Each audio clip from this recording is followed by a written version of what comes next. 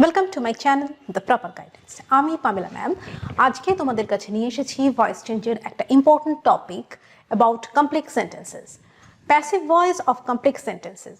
যদি কোনো complex sentence আমাদের দেওয়া থাকে তাহলে সেই কমপ্লেক্স সেন্টেন্সটাকে কিভাবে প্যাসিভ ভয়েসে কনভার্ট করতে হয় সেটাই আজকে আমরা এই ক্লাসে ডিসকাস করব। ওকে, দেখো, both the principal and the subordinate clauses should be changed. The introductory it may also be used, sometimes used in such cases. আচ্ছা দেখো, আচ্ছা একটা কথা বলি, আজকে আমার ক্লাসে যারা নতুন আছো যদি তাদের কমপ্লেক্স সেন্টেন্স সম্পর্কে কিছু বোঝার থাকে বা কোনো কিছু যদি মনে হয় যে একটাও বলে দিলে ভালো হয়, আমি এই মুহূর্তে এই ক্লাসে কমপ্লেক্স সেন্টেন্স বিষয়ে বিশেষ কিছু বলছি না। তোমরা একটু আগের ক্লাসগুলো দেখে নিও, সেখানে কমপ্লেক্স সেন্টেন্স সম্পর্কে ডিটেলসে আলোচনা করা আছে। ওকে, শুধু এইটুকু বলে দিচ্ছি, কমপ্লেক্স সেন্টেন্সে দু রকমের ক্লজ থাকে, একটা হচ্ছে প্রিন্সিপাল ক্লজ, একটা হচ্ছে সাবঅর্ডিনেট ক্লজ। তা যেহেতু দু রকমের ক্লজ থাকে, আমরা যখন অ্যাক্টিভ থেকে প্যাসিভে কনভার্ট করব সেক্ষেত্রে কিন্তু আমাদের এই দুটো ক্লজকেই অ্যাক্টিভ থেকে প্যাসিভে কনভার্ট করা হয়। তো আরেকটা ক্ষেত্রে কি হয়, মিনিং ওয়াইজ, সেন্টেন্সের মিনিং ওয়াইজ কোথাও কোথাও যখন আমরা ভয়েস চেঞ্জ করি তখন ইন্ট্রোডাক্টরি ইট মানে কি, ইন্ট্রোডাক্টরি ইট, দিস, দ্যাট, এগুলো অনেক সময় আমরা ইন্ট্রোডাক্টরি এগুলো দিয়ে সেন্টেন্সকে স্টার্ট করি according to the meaning of that sentence. অনেক সময় এটাকে আমরা ব্যবহার করে থাকি কিছু কিছু ক্ষেত্রে। তো দেখো, দু একটা এক্সাম্পল আলোচনা করলেই তোমাদের ব্যাপারটা ক্লিয়ার হয়ে যাবে। তো active voice, we know that Columbus discovered America. এখন এখানে অ্যাক্টিভ ভয়েস কোনটা? we know, এটাও একটা অ্যাক্টিভ ভয়েস। এই ক্লজ, এটা হচ্ছে আমার principal clause PC, and this is subordinate clause because this is subordinate clause because this depends on principal clause. Okay, now see, we know, this is in the form of active voice, as well as Columbus discovered America. This clause is also in active format. Now, how to change the voice of this particular sentence which is in the form of complex one, right? তো আমরা কি করব, আমরা দুভাবে এটাকে change করতে পারি। এক, দেখো এইটুকু পোর্শনকে আমি লিখছি, এখানে কি বলেছে, দ্যাট কলম্বাস ডিসকভার্ড আমেরিকা।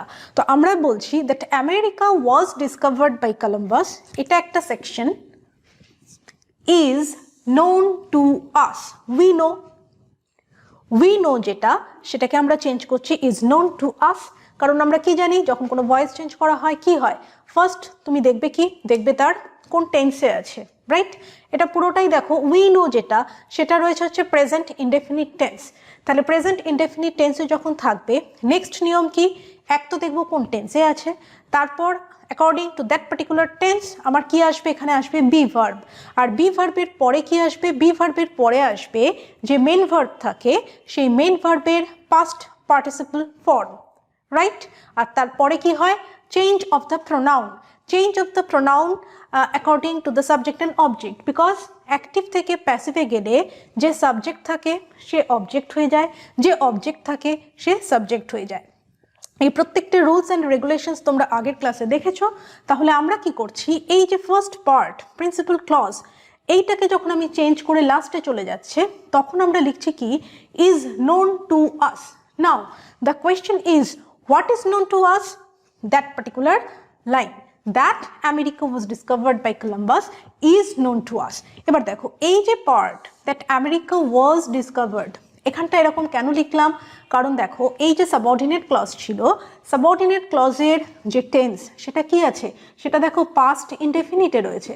এটা হচ্ছে পাস্ট ইনডেফিনিট ফর্ম, এটা পাস্ট ইনডেফিনিট, আর এটা হচ্ছে প্রেজেন্ট ইনডেফিনিট। তাহলে ঠিক according to the tense of that particular clause we have to change the be verb, right?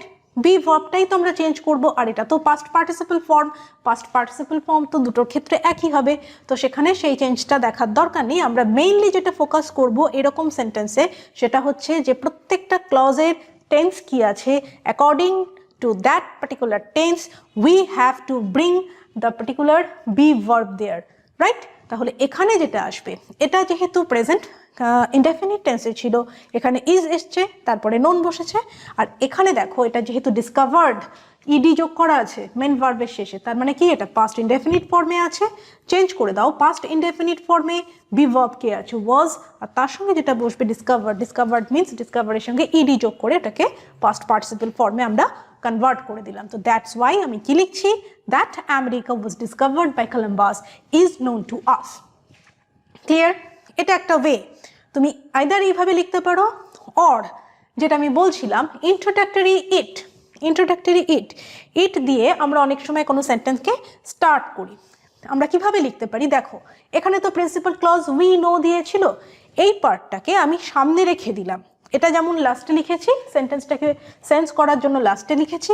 এখানে আমরা কি করছি, ইট দিয়ে এটার অ্যাক্টিভ ভয়েসকে আমি চেঞ্জ করে দিচ্ছি শুরুতেই। কি লিখলাম, it is known to us that America was discovered by Columbus. Okay, বোঝা গেল কি করলাম?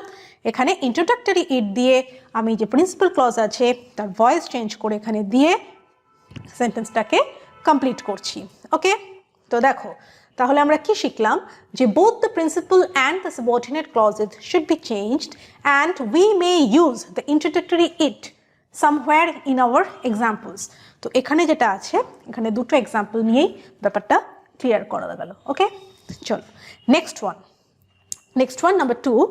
এখানে অ্যাক্টিভ ভয়েস যেটা রয়েছে সেটা হচ্ছে we hope that we shall finish the work in time. এখন এখানেও দেখো ফার্স্ট যেটা মার্ক করবে সেটা হচ্ছে what are the clauses here. First one we hope, this is the first part and this is the principal clause here. After that এখানে যেটা রয়েছে that we shall finish the work in time, এটা হচ্ছে আমার subordinate clause. Subordinate means it will be dependent on the principal clause. Okay, if further query you please go through the previous classes. Now see, we hope that we shall finish the work in time. এই পোর্শনটা আমরা যখন change করব, তাহলে আমরা এটা তো একটা শিখলাম ইন্ট্রোডাক্টরি ইট ইউজ করে। তো লেখো, আমি একভাবেই এখানে দেখিয়েছি, তোমরা চাইলে ওইভাবেও লিখতে পারো। তো আমরা কি লিখছি, আচ্ছা যেটার মিনিংটা এবং মিনিং ভালো ঠিকঠাক শুনতে লাগবে, আর একটা ওয়ে থাকে না সেন্টেন্সটাকে শুনতে ভালো লাগবে, সেই হিসেবেও যেখানে আমার ইট দিয়ে বললে দেখতে ভালো লাগবে, শুনতে ভালো লাগবে, আমরা কি করব সেখানে ইট ইউজ করব। আর যদি মনে হয় যে এইভাবে লিখলে জিনিসটা শুনতে ভালো লাগছে, তাহলে ওটা ইউজ করবে। Grammatically this is right, this is correct, so there is no problem. তো দেখো এখানেও আমরা ইন্ট্রোডাক্টরি ইট ইউজ করে কাজটা করছি। কি করছি, ইট ইজ হোপড, প্রিন্সিপাল ক্লজকে আমরা চেঞ্জ করে দিলাম। আমরা কি বলছি, উই হোপ যেটা আছে সেটাকে আমরা বলছি কি, ইট ইজ হোপড দ্যাট। কি করব, অবজেক্ট যেটা আছে সাবঅর্ডিনেট ক্লজে, দেখো সাবঅর্ডিনেট ক্লজে কি বলেছে, that we shall finish the work in time. That we shall finish the work in time যেটা আছে, তার মানে অবজেক্ট এখানে কে, অবজেক্ট হচ্ছে দ্য ওয়ার্ক। তাহলে দ্যাট যেমন ছিল এখানে বসে গেল, the work will be finished in time. আচ্ছা, এটা কি হলো, ফার্স্ট যেটা আছে এটা হচ্ছে present indefinite tense, that's why it is present indefinite tense, that's why এখানে বি ভার্ব ইজ এলো। তারপরে কি হলো, তারপরে হচ্ছে মেইন ভার্বের সঙ্গে আমরা ইডি অ্যাড করেছি, right? That is the past participle form of the main verb. আর যখন আমি সাবঅর্ডিনেট ক্লজ নিয়ে কাজ করছি, সেখানে দেখো shall finish, we shall finish, this is in the form of future indefinite tense.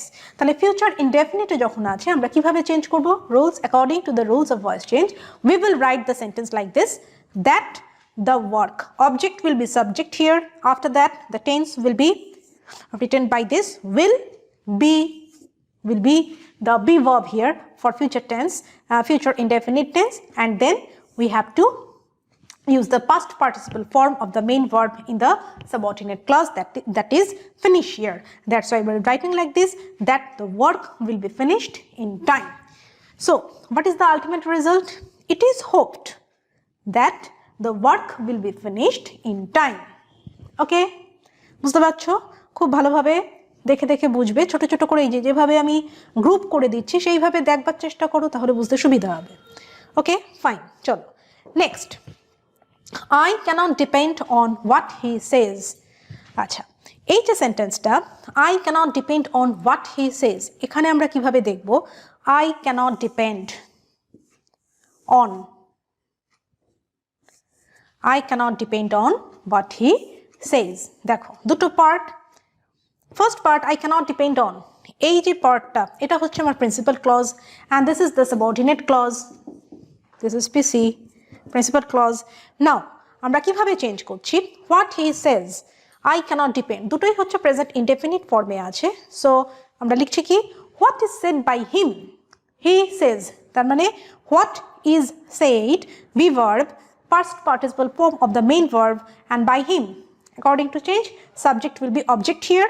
That's why we are writing what is said by him cannot be depended on by me, cannot be dependent on by me, dependent on by me. I cannot depend, I cannot depend, I cannot depend, আইটা কি হয়ে গেল, আইটা হয়ে গেল me, বোঝা গেল? তো আমরা এটাকে এইভাবে চেঞ্জ করলাম। Next one number 4, we must endure what we cannot cure. দেখো এখানে we must endure, this is the principal clause, and what we cannot cure, this is the subordinate clause. তো দুটোকেই আমাদের চেঞ্জ করতে হবে, আমরা কি লিখব, what cannot be cured must be endured. দেখো ভালোভাবে দেখো, what cannot be cured, cannot be cured, cannot, we cannot cure যেটা সেটা প্রেজেন্ট ইনডেফিনিট ফর্ম, cannot যেহেতু আছে তারপরে be cured, বিটা হচ্ছে be verb, as the be verb be itself এখানে বসবে, তার সঙ্গে cure এর সাথে ed যোগ করে past participle ওটাকে আমাদের চেঞ্জ করে দিতে হবে। তারপর আমরা কি লিখছি, what cannot be cured must be endured, must এর পরে কি আসবে, একটা be endured. তো this is the way to change the voice of a particular complex sentence. Clear? ওকে, তো এটা একটু লিখে নাও। এরপরে আরও দুটো ছোটো ছোটো কথা নিয়ে আমি আসছি, কারণ সবসময় সেন্টেন্স যে একই রকম দেখতে হবে, সবাইকে যে একই রকমভাবে চেঞ্জ করতে হবে এমন তো নয়, এটা একটা লিটারেচারের পার্ট। গ্রামাটিক্যালি আমরা দেখব যে জিনিসটা ঠিক আছে নাকি। তো গ্রামাটিক্যালি আমরা জিনিসটাকে যখন দেখব, গ্রামাটিক্যালি কারেক্ট দেখতে হবে, অ্যাজ ওয়েল অ্যাজ দেখতে হবে যে জিনিসটা প্রপারলি সেন্স করছে কিনা, তাই তো? তো চলো এইটুকু লিখে নাও। নেক্সট আরও বেশ কয়েকটা জিনিস নিয়ে আমি এখানে আলোচনা করে দিচ্ছি। দেখো আচ্ছা, এখানে একটা নোট আমি লিখিয়েছি, সেটা কি বলছে দেখো, sometimes one clause with transitive verb is turned into passive and another with intransitive verb remains in active voice. কি বললাম, কখনো কখনো একটা ক্লজ যেটা ট্রানজিটিভ ভার্ব থাকে সেটাকে আমরা প্যাসিভে কনভার্ট করি, আর একটা যেটার ইনট্রানজিটিভ ভার্ব থাকে সেটাকে কি করে, রিমেইনস ইন অ্যাক্টিভ ভয়েস। মানে হচ্ছে একটাকে তুমি চেঞ্জ করবে আর একটাকে একই রকম রেখে দেবে। দেখো এক্সাম্পল দেখলে বুঝতে পারবে কোন ক্ষেত্রে এটা হয়। We know that the earth is round, এটা একটা গিভেন এক্সাম্পল। আমরা কি বলছি, we know that the earth is round, এটা হচ্ছে আমার প্রিন্সিপাল ক্লজ, এটা হচ্ছে আমার সাবঅর্ডিনেট ক্লজ। এখন আমরা একটু আগে শিখলাম যে দুটো ক্লজকেই কিন্তু ভয়েস চেঞ্জ করতে হয়। এখানে বলছি করব না, একটাকে করব একটাকে করব না, মানে একটার ভয়েস চেঞ্জ হবে আর একটার ভয়েস চেঞ্জ হবে না। এখন প্রশ্ন হচ্ছে কোনটার ভয়েস চেঞ্জ হবে আর কোনটার ভয়েস চেঞ্জ হবে না, রাইট?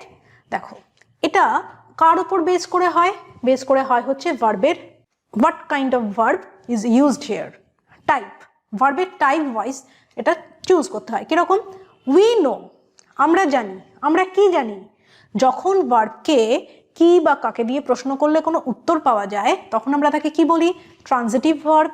আর যদি সেই উত্তরটা তুমি না পাও তখন তাকে কি বলে, তখন তাকে বলে ইনট্রানজিটিভ ভার্ব। তো এখানে দেখো we know that the earth is round, তাহলে আমি যখন নো এই ভার্বটাকে যখন আমি কোয়ারি করছি, উই নো হোয়াট, উত্তর পাচ্ছি that the earth is round, তার মানে এটা কি, এখানে নোটা কি, নো হলো ট্রানজিটিভ ভার্ব, তাই তো, এটা হচ্ছে ট্রানজিটিভ ভার্ব। ঠিক একই রকমভাবে আমরা যখন এই সেকশনটায় আসবো, মানে সাবঅর্ডিনেট ক্লজের সেকশনটাতে আসবো, সেখানে ভার্ব কে আছে, ভার্ব হচ্ছে is. We know that the earth is round.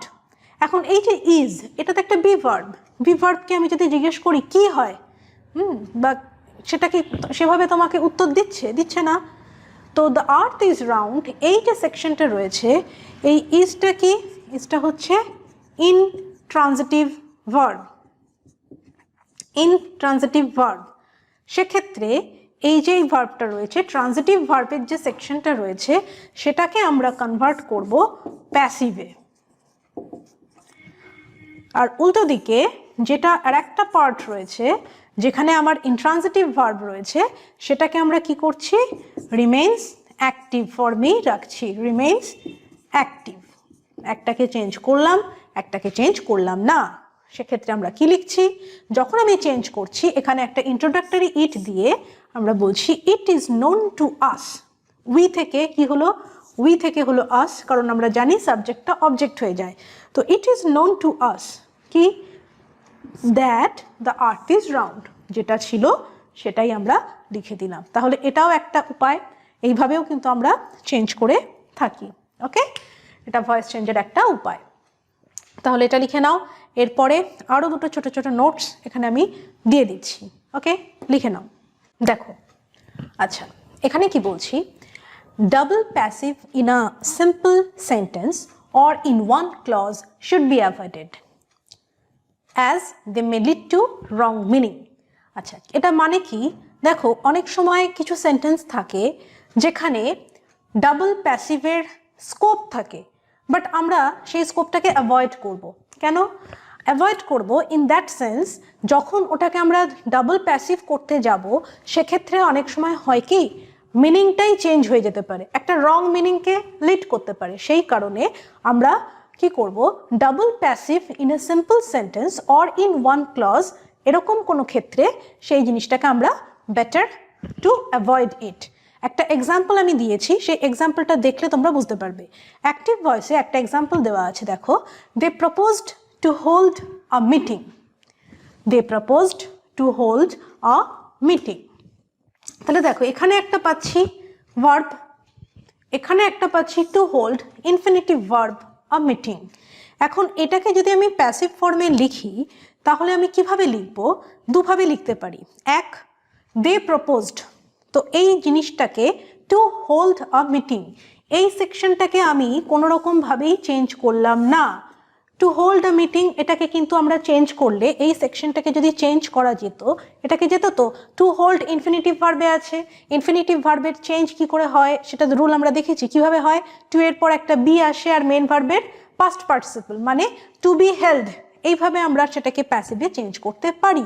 কিন্তু আমরা সেই চেঞ্জটা এখানে করব না, এই সেকশনটাকে আমরা আনচেঞ্জড রাখবো। কোথায় চেঞ্জ করব, এই জিনিসটাকে, এটাকে আমি মেইন ভার্ব হিসেবে নিয়ে ভয়েসটাকে চেঞ্জ করব। আমরা লিখছি ইন্ট্রোডাক্টরি ইট দিয়ে লিখছি, প্রপোজড এটা হচ্ছে পাস্ট ইনডেফিনিট টেন্সে আছে, সে কারণে বি ভার্ব এলো ওয়াজ, আর কি প্রপোজডের যে past participle form that is also proposed. আমরা লিখছি ইট ওয়াজ প্রপোজড, কার দ্বারা, দেম, এই যে সাবজেক্টটা অবজেক্ট হয়ে যাবে, দে থেকে হয়ে গেল দেম। তারপরে কি লিখছি, টু হোল্ড আ মিটিং, এই যে আনচেঞ্জড পোর্শন যেটা রয়েছে সেটা এখানে লিখে দিলাম। তাহলেই কিন্তু এটা কারেক্টলি চেঞ্জ হয়ে গেল কোথা থেকে, অ্যাক্টিভ টু প্যাসিভ ভয়েস। কি বললাম, it was proposed by them to hold a meeting, এভাবে আমরা এটাকে লিখতে পারি, দিস ইজ কারেক্ট ওয়ান। আরেকভাবে আমরা লিখতে পারি it was proposed by them that a meeting should be held. ভালো করে দেখো, it was proposed by them, এইটুকু সেকশন আগেরটা যা আছে লেখা এখানেও আমি তাই লিখলাম।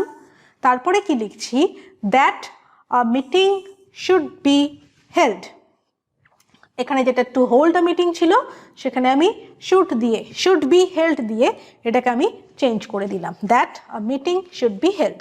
এটাও কারেক্ট ওয়ান। ওকে, আইদার এইভাবে অর এইভাবে তুমি এটার চেঞ্জ করতে পারো। এবার ডাবল প্যাসিভ কিভাবে অ্যাভয়েড হচ্ছে, দেখো এখানে একটা ইনকারেক্ট প্যাসিভ ফর্ম আমি লিখে দিয়েছি, কারণ এখানে তো করে দেওয়া আছে, দেখতে পাচ্ছ অনেক সময় কোয়েশ্চেন পেপারে দেখলে স্টুডেন্টরা একটু কনফিউজড হয়ে যেতেই পারে।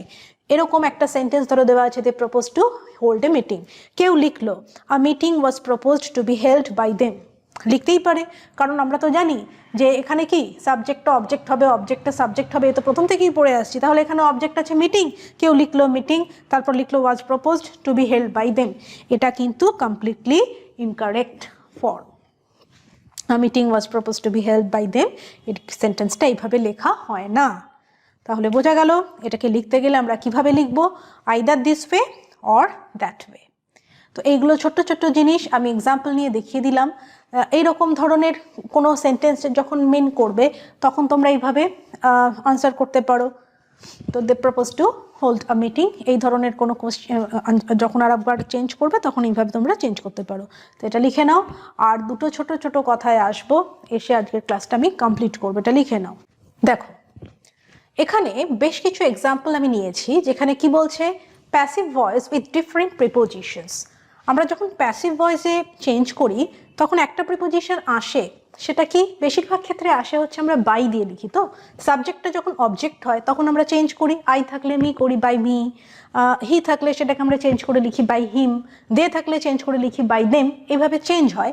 তো এখানে বাই বাদ দিয়ে কিছু ডিফারেন্ট প্রিপোজিশন আমরা ইউজ করি। কোথায় কোন প্রিপোজিশনটা ইউজ হয়, কোন সেন্সে মিন করলে সেন্টেন্সটা, তখন কি সেন্সে তুমি চেঞ্জ করছো, তার কিছু এক্সাম্পল এখানে দেওয়া আছে। দেখো number 1, I know the fact is known to me not by me. এখানে বাই হবে না, আমরা কি লিখবো, the fact is known to me. Check the preposition, right?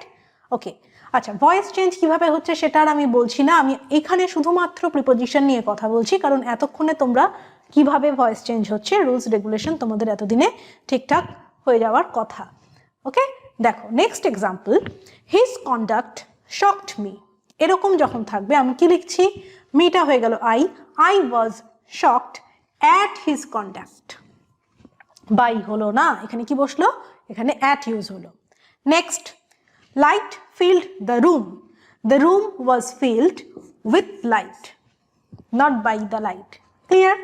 তাহলে আমরা ইতিমধ্যে তিনখানা পেলাম, to, at, with. Next, number 4, her manners pleased us very much. এরকম যখন থাকবে আমরা কিভাবে লিখছি, দেখো আজটা এখানে we were very much pleased with her manners. ওকে, আমরা কি ইউজ করলাম, with। সেরকম এটার একটা, the poems of Rabindranath Tagore interest me. The poems of Rabindranath Tagore interest me যখন আমি লিখছি তখন মিটা আই হলো। তো এখানে দেখো সবই প্রেজেন্ট ইনডেফিনিটেই রয়েছে, মানে এই সেন্টেন্সটা প্রেজেন্ট ইনডেফিনিটে রয়েছে। তাহলে আমরা কি লিখছি, আই অ্যাম ইন্টারেস্টেড বাই নয়, কি লিখছি, in the poems of Rabindranath Tagore, in. তাহলে ডিফারেন্ট প্রিপোজিশনের ইউজ আমরা করে থাকি বেশিরভাগ ক্ষেত্রে। ইন জেনারেল আমরা বাই ইউজ করি, আর কিছু কিছু ক্ষেত্রে আমরা কি ইউজ করব, কিছু কিছু ক্ষেত্রে আমরা ইউজ করব এই ধরনের প্রিপোজিশন। এবার কোথায় কোন প্রিপোজিশন হয় সেটা তোমরা যত বেশি প্র্যাকটিস করবে তত জেনে যাবে। তো আজকের জন্য ক্লাস এইটুকুই, তোমরা খুব ভালোভাবে দেখো। নেক্সট ডে আমরা কি করব, আমরা আরও কিছু এক্সাম্পল যদি থাকে সেটা নিয়ে আলোচনা করব।